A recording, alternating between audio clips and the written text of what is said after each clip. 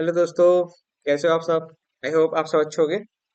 आज के टॉपिक में हम बात करेंगे मेथड ऑफ लीस्ट स्क्वायर की। इससे पहले वाले टॉपिक में हमने पढ़ा था कर्व फिटिंग के बारे में। तो कर्व फिटिंग का ही पार्ट होता है हमारा, एक अप्रोच होती है लीस्ट स्क्वायर, जिसकी वजह से हम अपने जो कर्व की इक्वेशन है उसको इजीली फाइंड कर सकते हैं। Okay, given data set of points.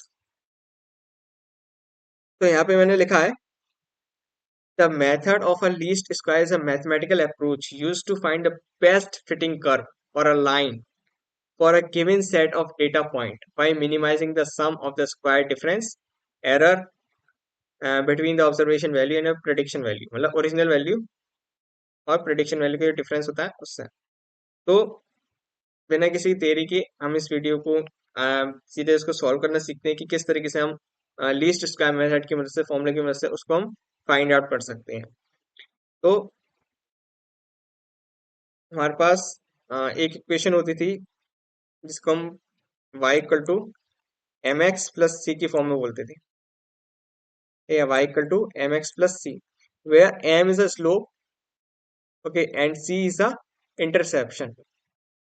okay, हमारे पास कोई लाइन दे रखी होती थी, तो उस लाइन में okay, ये कहीं इंटरसेप्ट करती थी किसी पॉइंट पे, एक मिनट, या किसी पॉइंट सी पे इंटरसेप्ट करती थी।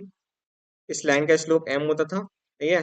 तो मैं कह सकता हूँ कि y equal to m x plus c इस लाइन की इक्वेशन होगी, ठीक है। तो ये मेरा x एक्सिस, ये मेरी y एक्सिस।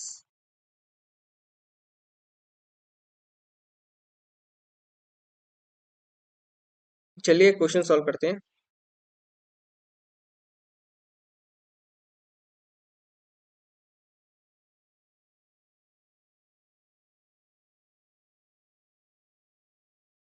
ओके, तो यहाँ पे पहले हमें करना है फाइंड एम एंड सी, मतलब स्लोप फाइंड करना है इक्वेशन के लिए और सी फाइंड करना है। तो ये हमारे पास दो तरीके होते हैं, आप दोनों तरीके से स्लोप फाइंड कर सकते हैं और सी भी। ओके, तो पहले तो आप देखेंगे यहाँ पे मैंने एक एन लिया है, समीशन एक्स वाई, ये फॉर्मूला होता है m equal to n summation x y minus summation x summation y upon n summation x square minus summation x का होल स्क्वायर। एंड सिमिलरली हमारे पास एक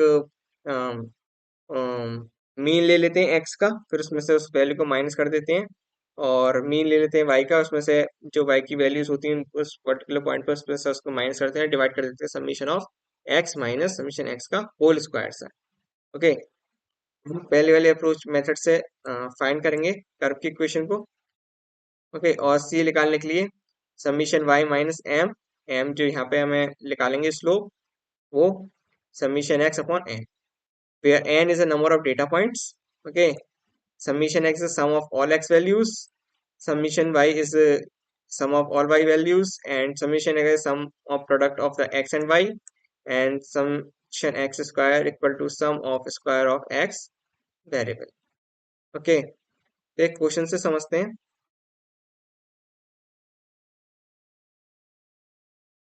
ओके, इससे पहले वाले प्रॉब्लम्स में हमने एक प्रीवियस क्वेश्चन दिया था आपको होमवर्क में, उस क्वेश्चन को आप हम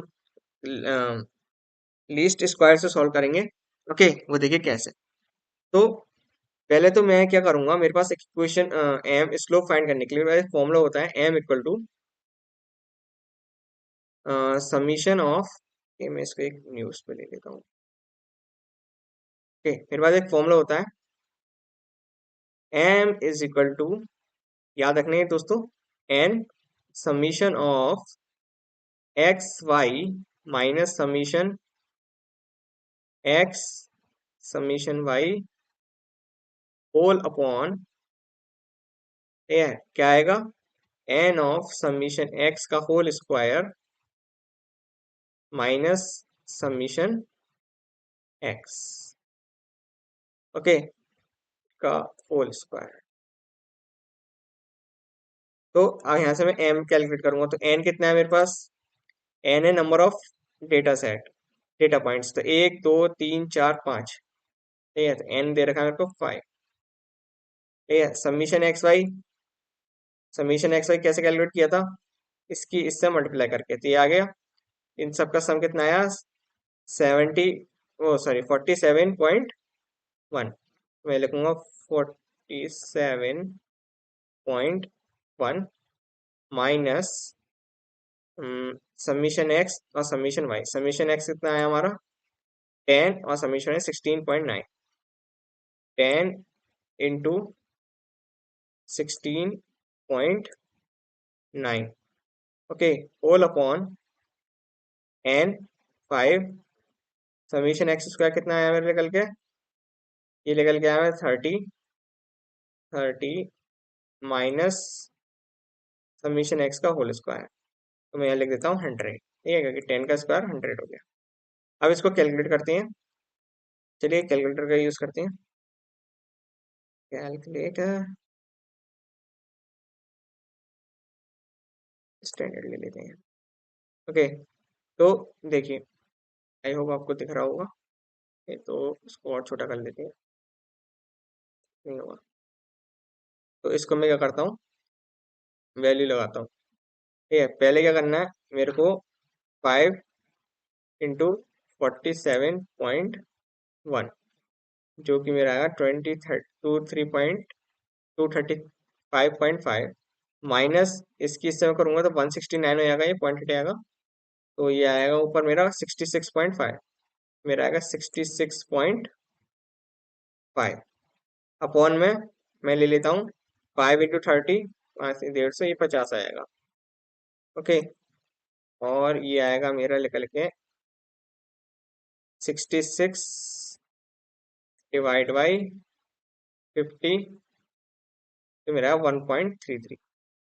तो मेरी m की वैल्यू लिखाएगी 1.33। अब मैं यहाँ से c कैलकुलेट करूंगा, जो होता है मेरा formula n sorry summation y minus m summation x whole upon n, okay. Summation y कितना दे रखा है मेरे को 16.9, m कितना आया मेरे निकल के 1.33, और समीशन x कितना दे रखा है मेरे को 10 होल अपॉन 5। अगर मैं इसको कैलकुलेट करता हूँ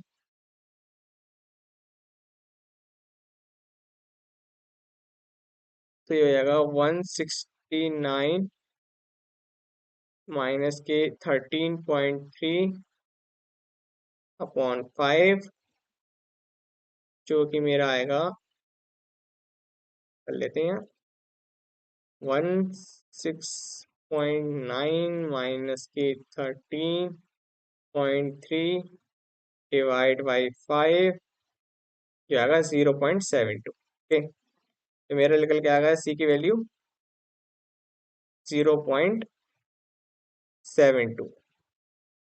तो मेरी कर्व की इक्वेशन क्या आएगी, y equal to m 1.33 plus, sorry mx plus c कितना है मेरे पास, c है मेरे पास 0.72।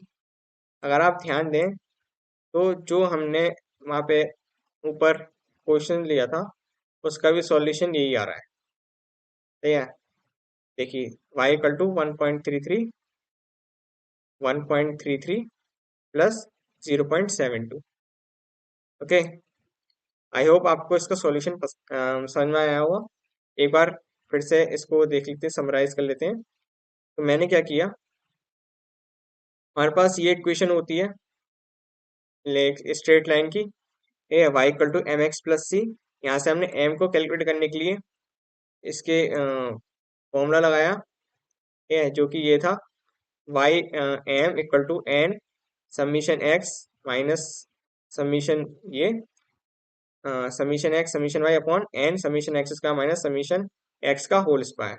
या फिर आप इसको भी यूज कर सकते हैं और इसको भी यूज कर सकते हैं सी कैलकुलेट करने के लिए, ठीक है। फिर हमारे पास एक क्वेश्चन आया जो मैंने आपको होमवर्क में से पीछे प्रीवियस में।